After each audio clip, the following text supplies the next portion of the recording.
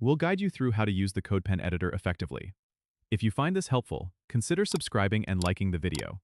First, go to the CodePen website and log into your account. Once you're logged in, you'll see your dashboard. To start a new project, click on the New Pen button in the top left corner. This will open the CodePen editor interface where you can write HTML, CSS, and JavaScript code in separate panels. The editor is divided into three main sections: HTML on the left, CSS in the middle, and JavaScript on the right. As you type your code, the preview pane at the bottom will update in real time, showing you the results of your work immediately. This is super helpful for seeing how your code changes affect the output without having to refresh the page.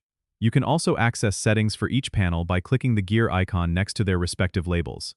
Here you can add external resources like libraries or preprocessors such as SCSS for CSS or Babel for JavaScript, which can enhance your development process by allowing you to write more modern or syntactically different code.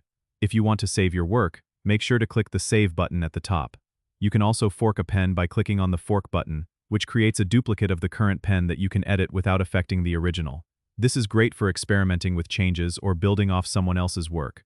For collaboration, the Collab mode allows multiple people to work on the same pen simultaneously, which is perfect for pair programming or team projects. Finally, when you're ready to share your work, use the Share button to get a link or embed code, allowing you to showcase your project anywhere on the web. Don't forget to subscribe and comment if this helped you out.